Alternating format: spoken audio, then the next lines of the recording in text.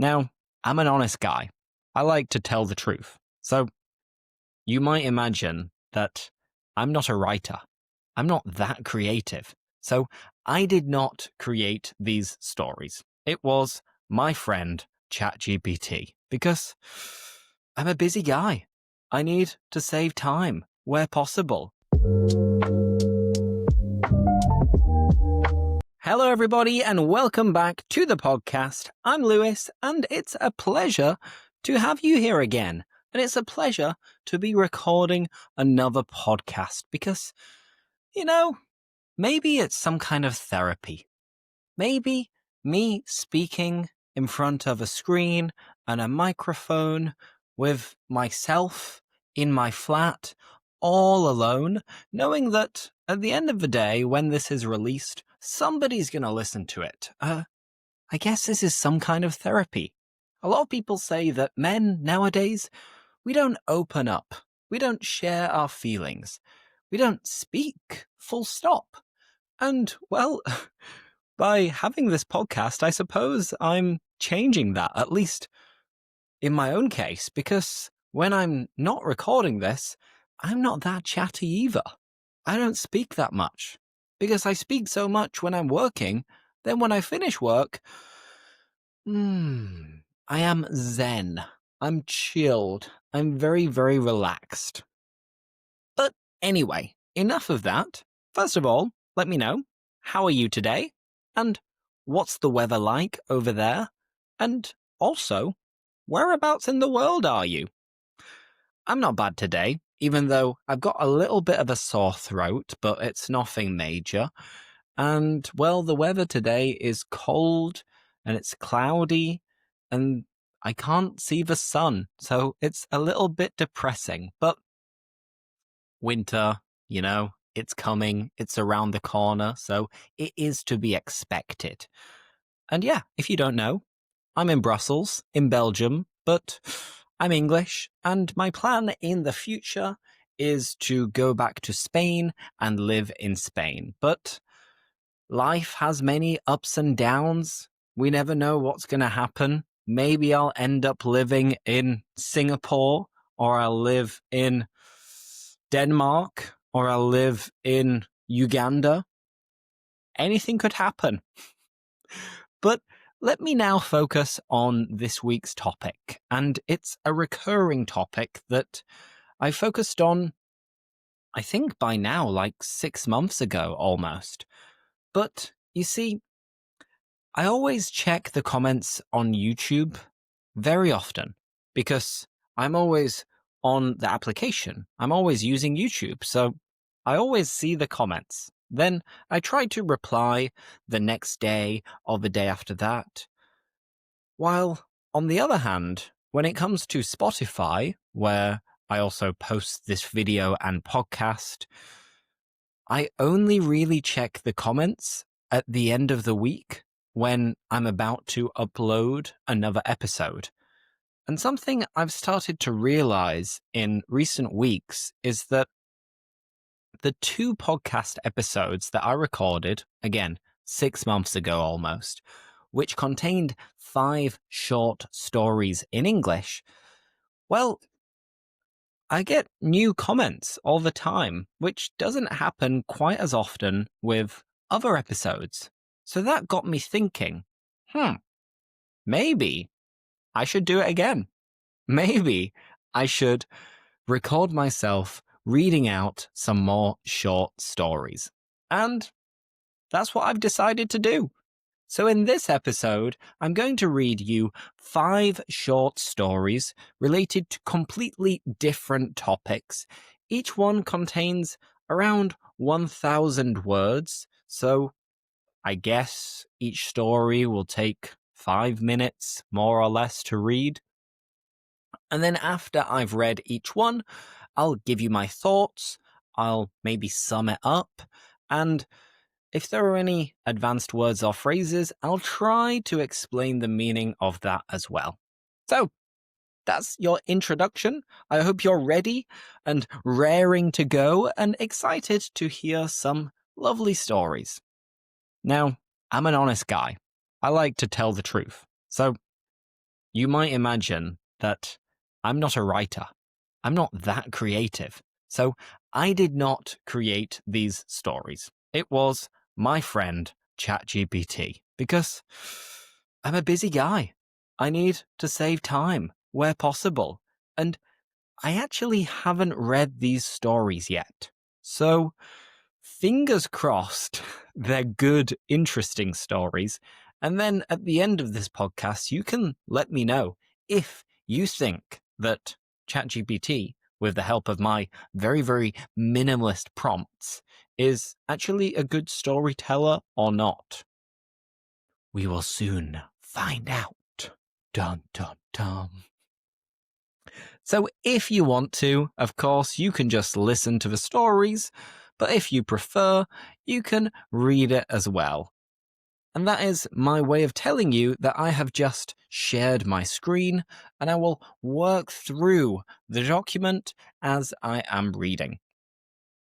The first story is called The Sound of the City, and it is related to modern life and also technology.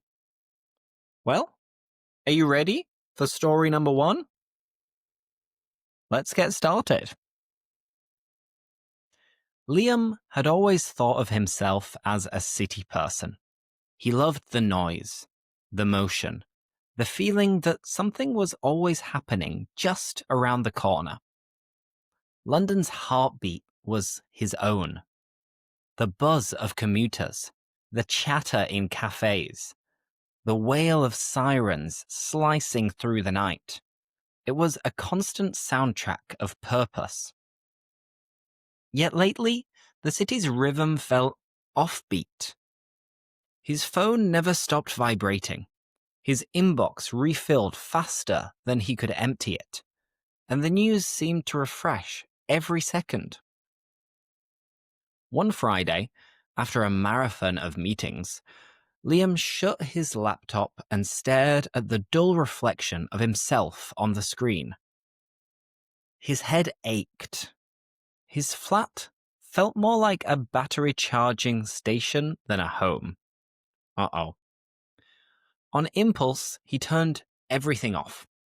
Phone, computer, even the Wi-Fi router, and went outside. The street was alive, but not hostile.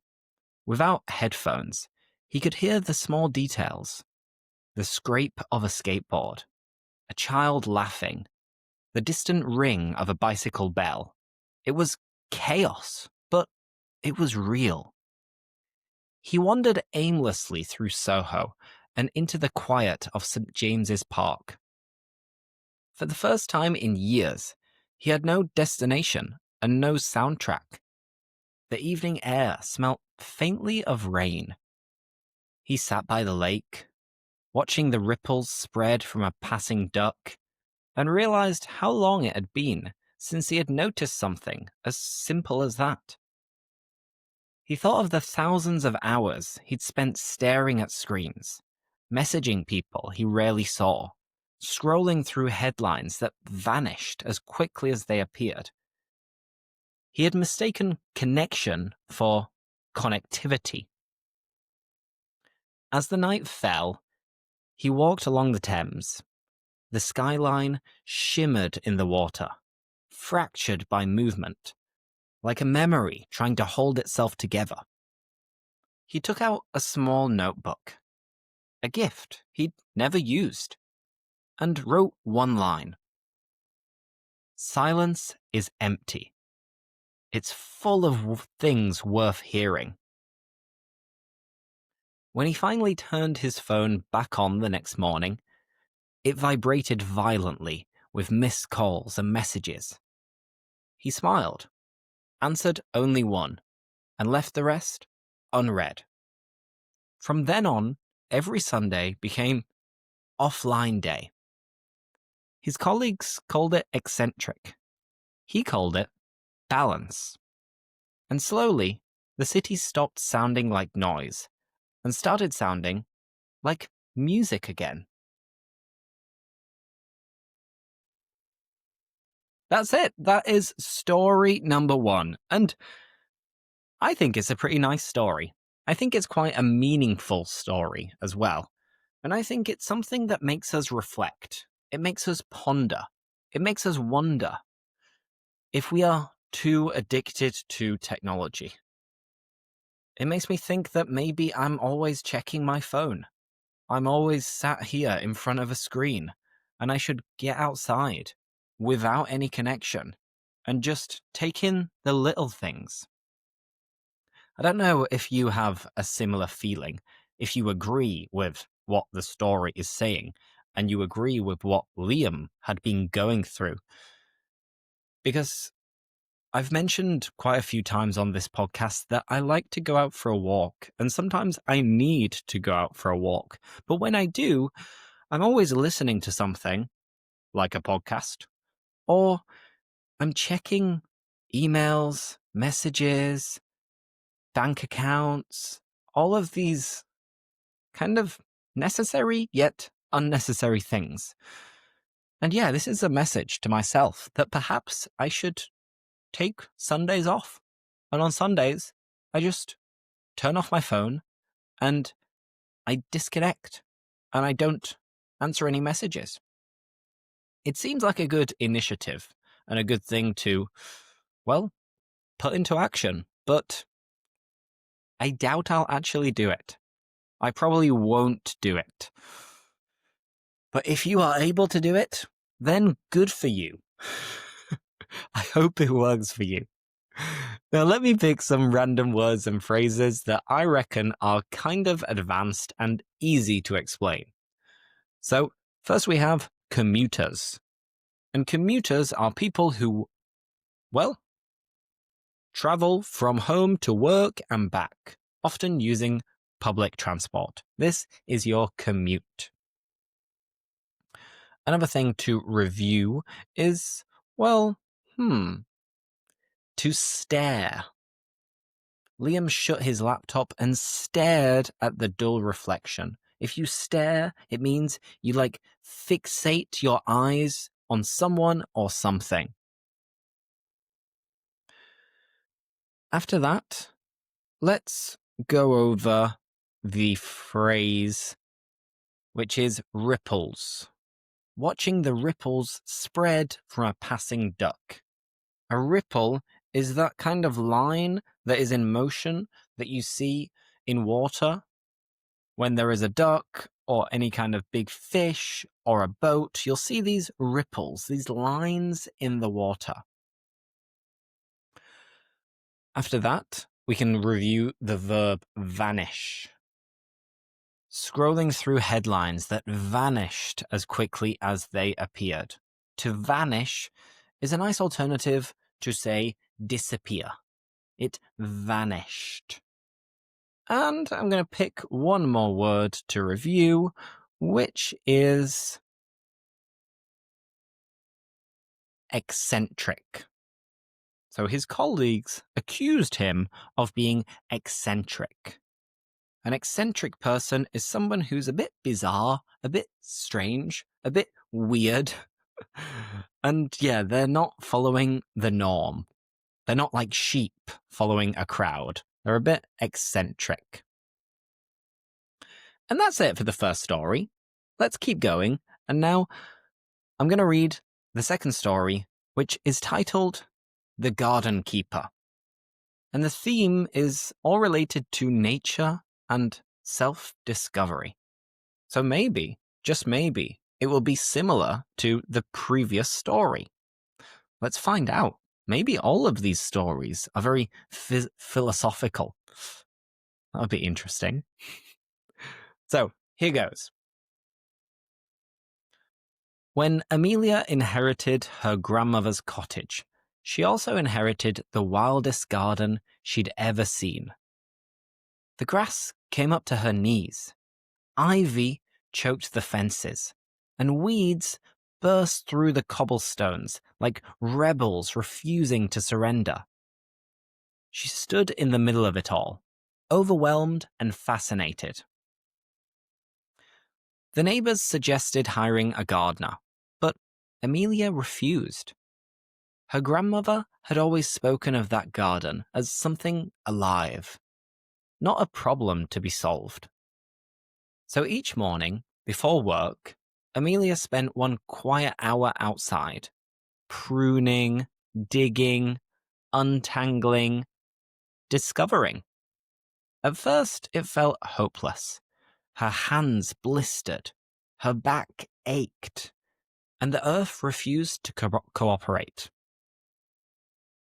But with time, patterns emerged. Beneath the thorns, she found the skeleton of old rose bushes. Hidden under moss lay a stone birdbath carved with initials. Slowly, she realized that tending the garden was less about control and more about listening. The soil had its moods, the plants their secrets. By spring, color returned. The roses revived. Lavender perfumed the path. Bees reappeared. Amelia felt herself changing too. The more she nurtured the garden, the calmer she became. The act of weeding mirrored her thoughts. Every useless worry she pulled up left space for something new to grow. On a warm afternoon, she invited a neighbor for tea. "You've transformed it," he said, astonished. She smiled. "It transformed me first." Years later, when her own granddaughter visited, she said, "This garden feels alive." Amelia just nodded. That's because it is. You just have to give it time to speak.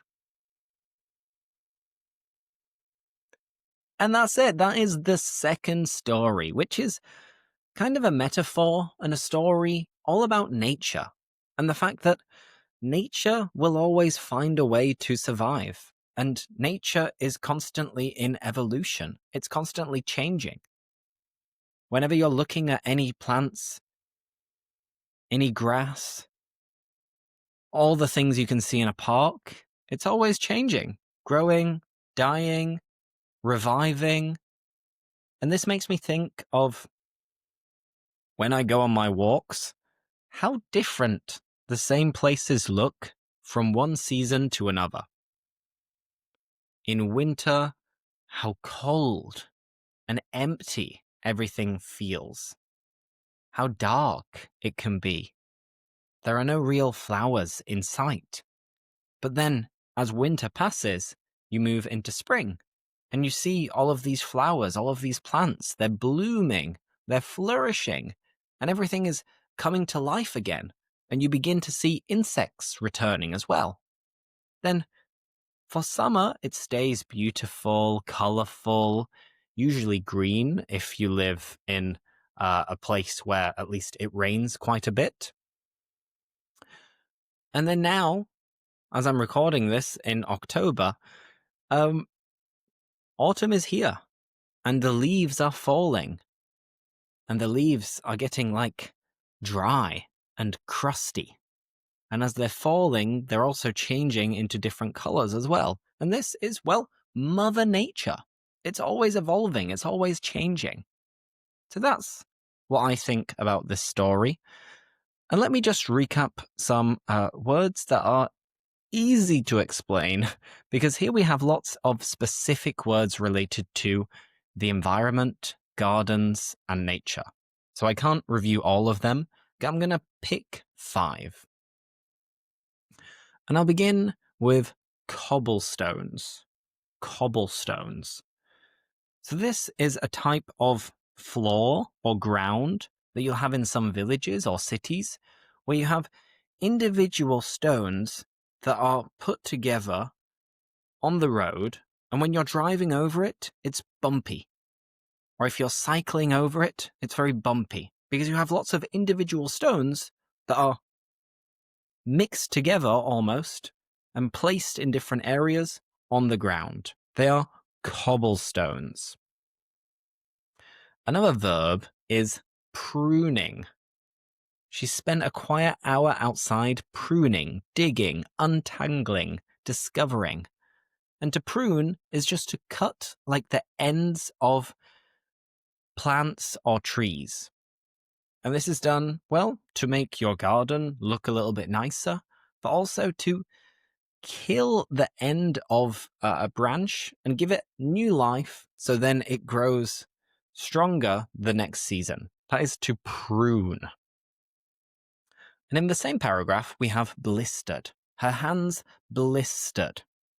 If your hands blister or your feet blister, it's because you've had too much friction or too much work, and it means that maybe you'll get a little ball that will be swollen on your hands or your feet, which at some moment will pop, and it'll hurt, and you'll have the skin which will die and then disappear over time. Now 2 more. Which one shall we review? For example, let's go over the verb astonish. And in the past as an adjective, astonished. If you are astonished, it means you're shocked, you're surprised. So she was astonished. And now an easy one, before we move on to the third story, is to nod. If you nod your head, or simply nod, you raise it and lower it as a way of showing that you agree, like saying yes. You nod your head. Perfect. Let me know if you liked the story. And now we'll move on to the third story, which the theme focuses on travel and chance. I guess this is right up your street because a lot of people enjoy thinking about travel. So story number 3. Are you ready? Shall I get reading? Hopefully, I'll read it nicely and I won't stumble over any difficult words or phrases. Fingers crossed.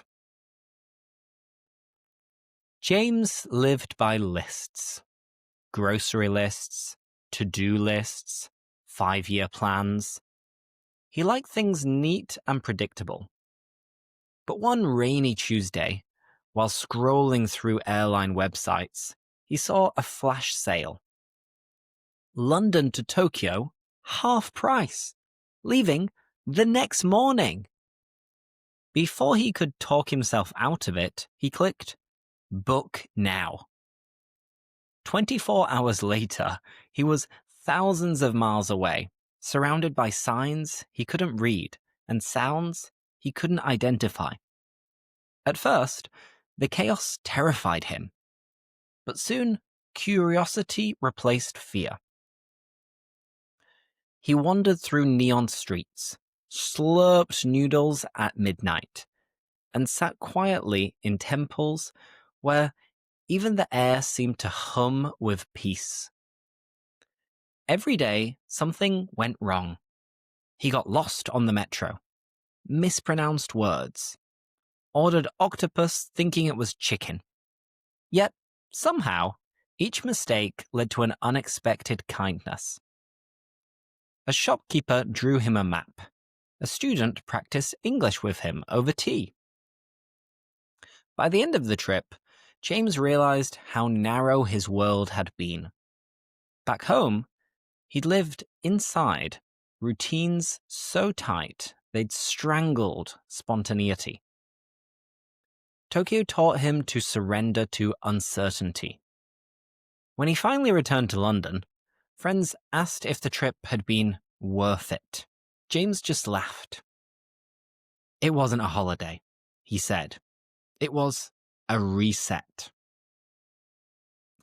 He never went back to his lists. Instead, he kept a jar on his desk labeled possibilities. Inside, he dropped scraps of paper, ideas, dreams, risks he might one day take. It reminded him that life, like travel, is best experienced without a map. That's it. That is the third story related to, well, travel, but also finding yourself.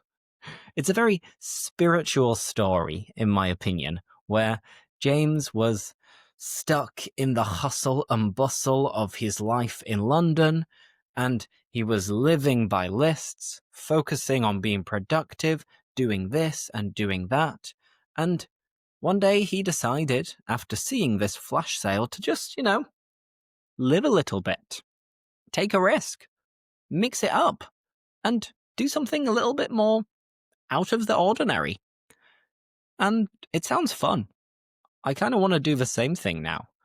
Whether he actually got a reset going to Japan, I'm not sure, because my impression of Japan is that a lot of the cities are very chaotic as well. So it's not like he's leaving the rat race of London, because Tokyo is 4 times bigger than London. But I guess from a spiritual point of view, traveling, not working, seeing different people, different habits, different customs, this allowed him to, well, reconnect and, as he well said, reset. Let me know if you've been to Japan and if you recommend Tokyo, Osaka, Kyoto, or if you are Japanese, even better. If I one day visit Japan, where should I visit? I want to find out. Let's see if you can give me some tips. But now, let me explain 5 of these words from the text.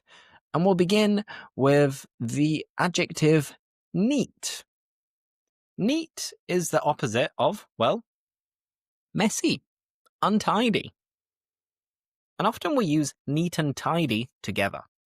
He liked things to be neat, to be tidy. I like my flat to be neat. That's a bit of a lie, to be honest. I don't really mind. But yeah, neat is another way of saying tidy. What else? How about this phrase? Talk himself out of it. Ooh, nice phrasal verb. So, somebody can talk you into doing something, and that means that they convince you to do something. My sister talked me into buying a house. She convinced me to do it. So for the same reason, if you talk someone out of doing something, it has the opposite meaning. Let's say I was going to buy a car, but my dad said, Lewis, a car is never a very good investment. It always goes down in value. So unless you really, really need the car, I don't think you should buy it. This way, my dad talked me out of buying a car. He persuaded me not to do it. And that is the meaning. Talk someone out of doing something. Perfect. The next one is to slurp.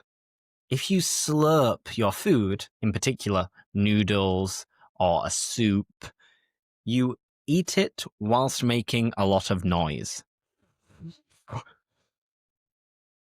All right, let's keep going. So that is the 3rd phrase. And another one is, decisions.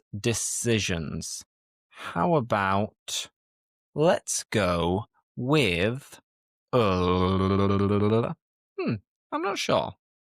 Well, let's go labeled. So he kept a jar on his desk, labeled possibilities. A synonym of labeled is tagged. And you can have a label and you write on it possibilities. Simple, right? Now here, perhaps, there aren't so many advanced words and phrases. So let me just tell you a bit of grammar. Here I've highlighted the phrase worth it. A lot of people say it was worth to go, but this is incorrect. We need to use worth it or it was worth plus ing. It was worth traveling to Japan. It was worth visiting. It was worth booking the flight. So worth it or worth plus ing. That's your little grammar tip for the day.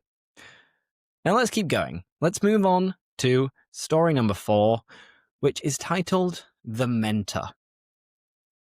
And the theme is career and purpose. So, are you ready? Let's see. And I need to rehydrate. My mouth's getting a bit dry. You know, I did say I've got a bit of a sore throat. So hopefully, after all this speaking, it doesn't get worse tomorrow. Ugh. All right, vamos, let's do this. The mentor. Sophia had built her reputation on being unstoppable. At 28, she was the youngest manager in her company. Her days were measured in deadlines, her nights in caffeine. She wore ambition like armor. Her mentor, Mr. Clark, was different. Calm, deliberate, silver-haired, the kind of man who listened more than he spoke. One afternoon, after yet another 14-hour day, he invited her for coffee. "What are you chasing, Sophia?" he asked. She smiled automatically. "Success, of course." He stirred his drink. "No, you're chasing validation. They're not the same thing." His words hit harder than any criticism. That night, she stared at the skyline outside her office window and realized she couldn't remember the last time she'd felt proud without needing someone else's approval.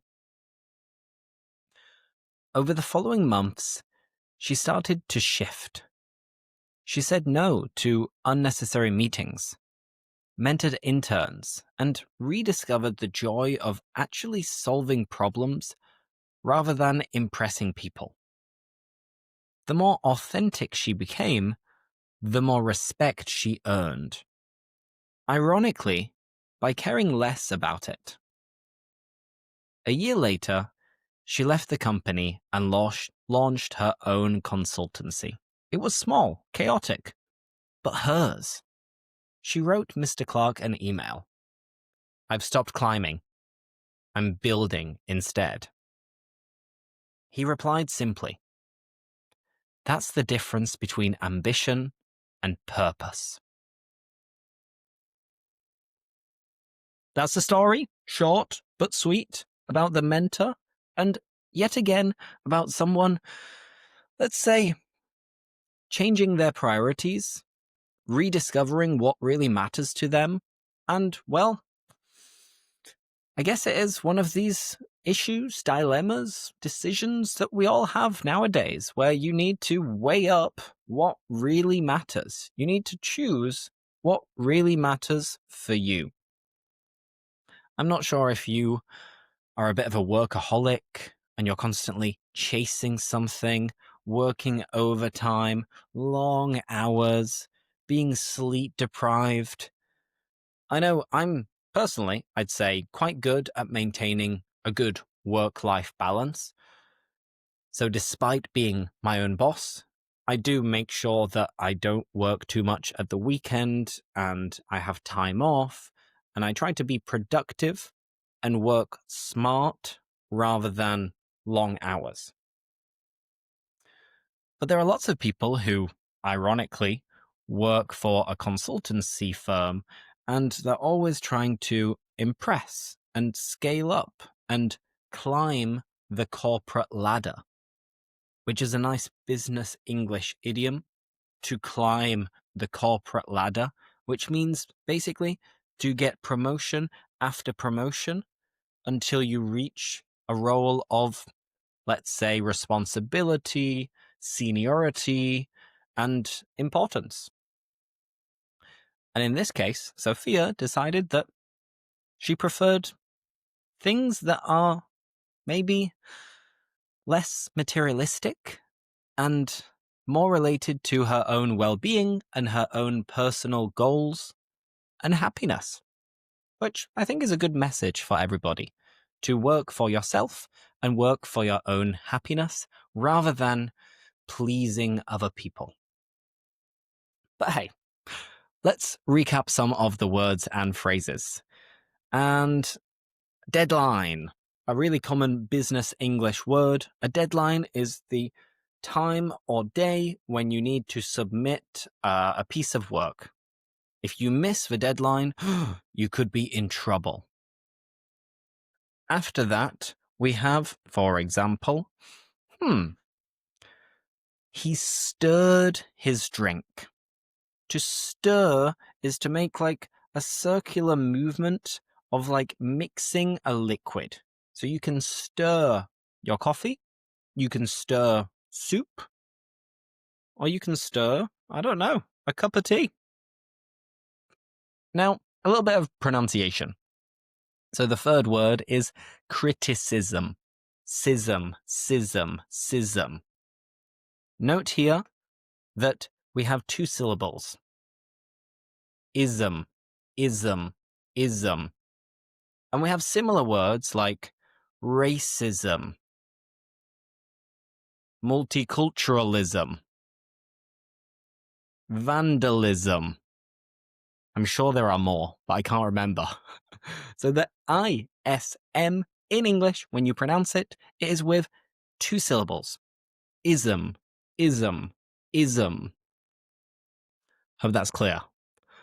And from there, over the following months, she started to shift. Shift in English has different meanings, but as a verb, it means to change, to alter, to adapt. So her priorities started to shift, to change. Moving on from there, one final word or phrase is, let's go for, interns. If you have an intern at your company, it is someone who is doing an internship. Somebody who is doing like a traineeship. It means that they are on a short-term contract, often earning a small amount of money to, well, follow more experienced workers, learn from them, and gain work experience. You are an intern doing an internship. Perfect. How about the last story? And yeah, I think all of these stories are very philosophical. Maybe the next time I do some short stories, I'll make them more, I don't know, mysterious or action-based, or make them more related to love and romance. If you have any particular stories that you would like me to create and read, let me know which genre you prefer. Or if you don't enjoy these stories, just tell me, you know? I've got thick skin. If somebody has thick skin, it means that they're not easily offended. They're not very sensitive. And to be honest, I receive lots of random messages or comments from random people, and some of them aren't very nice. But I don't really care because I've got thick skin, you know? If people are wasting their time commenting nasty things, then that's their time lost rather than affecting me. So yeah, I've got thick skin. If you're not a fan of these stories, let me know. While on the contrary, if you absolutely love these stories and you can't get enough of them, tell me in the comments. And once a month, once every 2 months, I'll tell you some more. So story number 5. The title is The Letter Never Sent. And the theme is regret and reflection.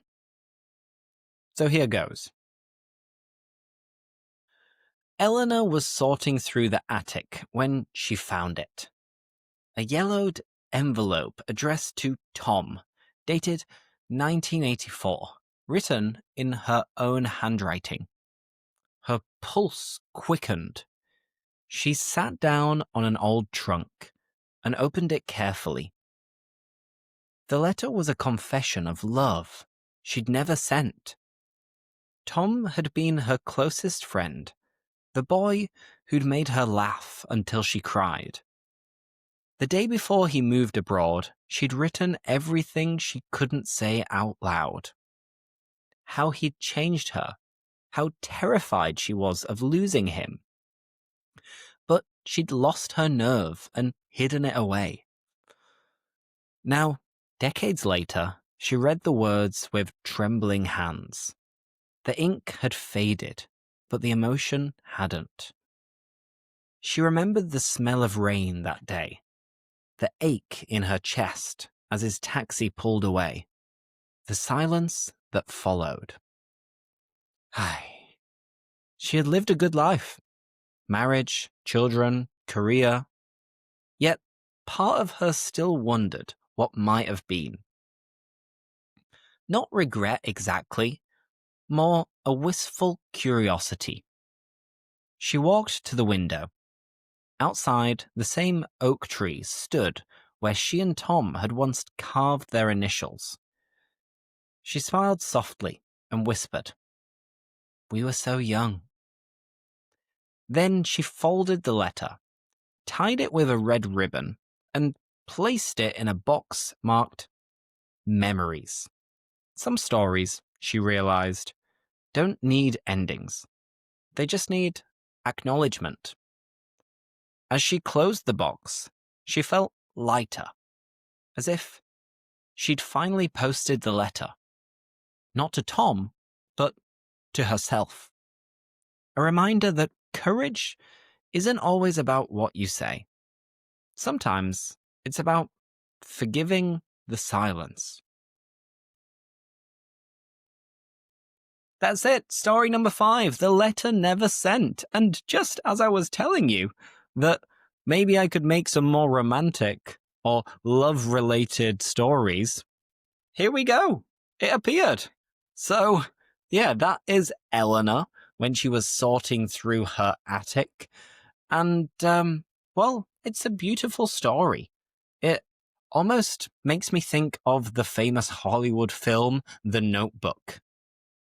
About, well, I won't spoil it for you. It's a classic, very romantic, very beautiful. But yeah, as you age, you get older, it's normal to look back on your life and think, what might have been different if you had made different choices? For example, if I hadn't gone to university, I wouldn't have met my fiancé. And if I hadn't met my fiancé, I might have stayed in England. And if I had stayed in England, I probably would have dated an English girl. And if I had dated an English girl, well, I wouldn't have traveled abroad as much. And I wouldn't have learnt so much Spanish. By the way, that's all the third conditional. A little bit of grammar for you. But yeah, it's interesting in life to wonder what might have been different if you had made different choices. I don't know if you ever think about this, but I do. I'm a deep guy. All right, let's recap 5 different phrases. And the first one is, well, let's go for aloud. She couldn't say aloud.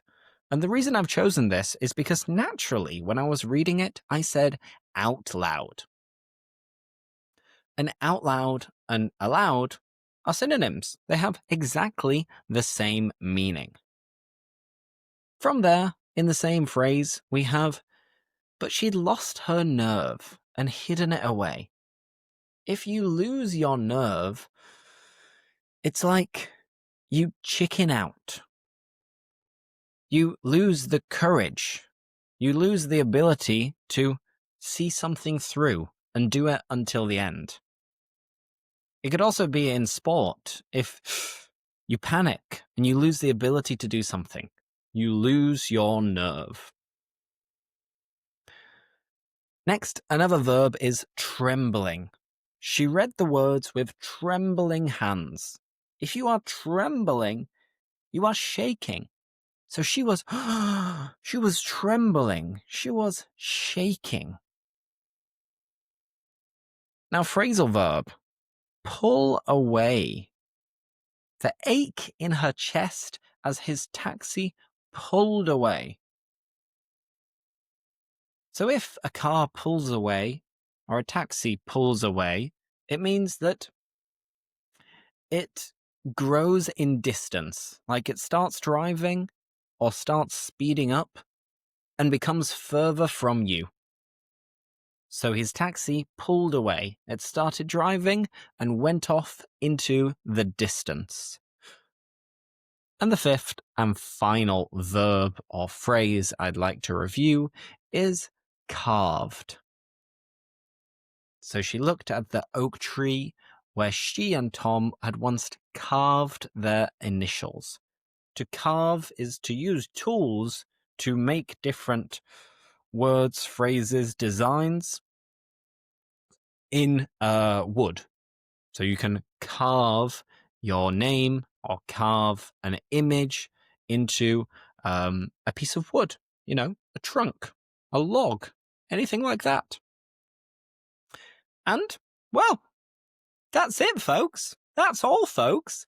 There we had my 5 interesting, philosophical short stories generated by artificial intelligence. If you're not a fan of AI, I get it. I'm concerned about the future of artificial intelligence at the same time. But, I believe that if you don't use it, you will fall behind. If you don't adopt AI, you will, make less progress than other people. So we live in this world. I need to be productive. I haven't got unlimited amounts of time, so I use AI, which I think is magical, but also a little bit concerning. But yeah, if you don't like AI and you like writing, feel free to send me one of your stories and maybe I'll read it out. Because for me to actually make the stories myself, it would take donkey's years. It'd take ages. And I'm not very good at writing. So thank you, AI, and thank you, everybody, for listening to this podcast or watching this podcast. If you did like it, please leave a like, leave a review, follow for more, and I'll see you in the next episode. Thank you, everybody. Lots of love. Bye-bye.